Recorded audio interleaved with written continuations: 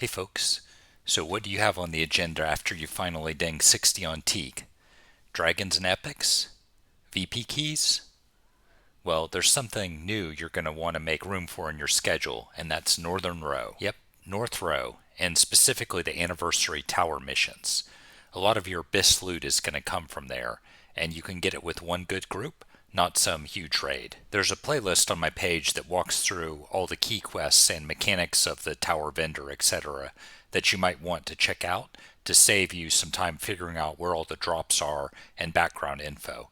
But this video is tailored specifically to the fresh level 60 experience, which missions you want to do, in what order, and what you need to do to accomplish them.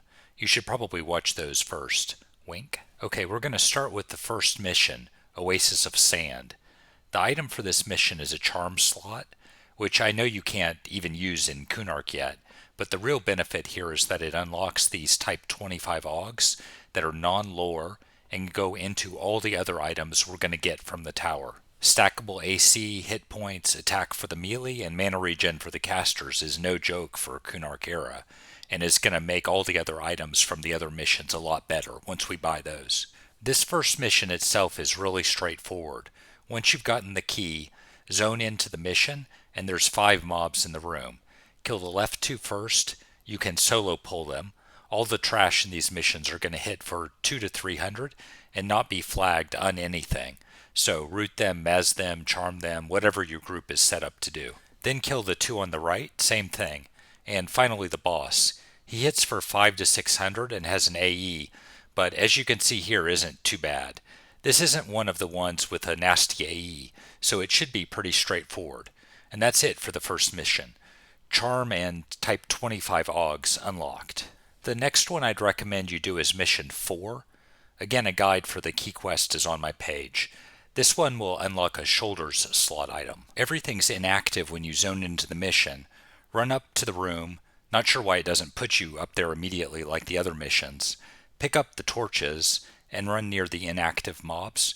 You have to do 3 sets of 2 like that, the last 2 of which are on slippery ice, after which the boss will activate. The boss hits again for around 500 to 600, and it does have a decent AE gut stab that's a knockback for 1k damage. Levitate and good group healing is really going to help a lot here. You might even want to have 2 healers. It's not really a DPS race or anything. Next up, I'd suggest running mission 5. Bit of running around for the key here. Be sure to have your Northern Row Outlook device from the store on cooldown so you can get back after doing the key quest. And this one is going to open up a Cloak slot item.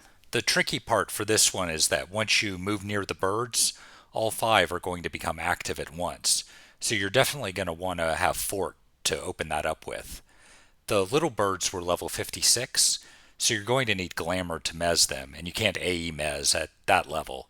And there's 4 of them, so that'll take a little bit of time. I didn't try it this way, but you might have some luck rooting some and slowly dragging the pile towards the north end of the room where there's a bit more space. Otherwise it's pretty easy. The boss has a small knockback AE, but it only does like 300 damage, so the main thing is dealing with all the adds. Alright, I'd suggest mission number 2 next. The key quest for it is in Lava Storm.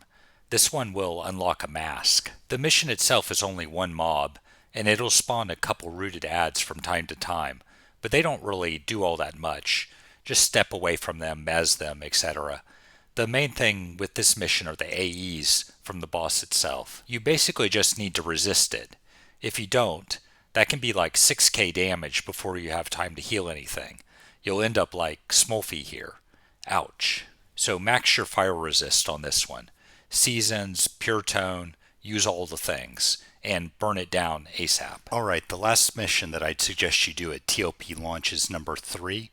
The key quest for this one is in Greater Fade Arc. This mission will open up a neck slot item on the vendor. Once you're in the mission, it's got the same 2 on each side set up before the boss will become active. You need to kill some stuff before those pairs of mobs will activate.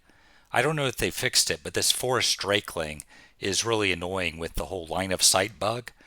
Had it be an issue a few times, I've tried this mission. Okay, assuming you've gotten past that, we come to the boss. You're going to want to max your magic resist on him. There's 2 AEs he casts, Pain of the Undying and Howl of the Undying that hit for 1.5 and 1k respectively. That's obviously a ton of damage for a Kunark geared character, but the kicker on top of that is one of them has a recourse component to the dot that'll heal him for 5,000. So you're obviously not going to just DPS through that. Gotta resist it. Don't be bad. Alright, that's my tips and suggestions at least for how to get some super bisque gear once y'all hit 60. Anything else to add or that I missed, definitely leave a comment. And good luck out there, everyone.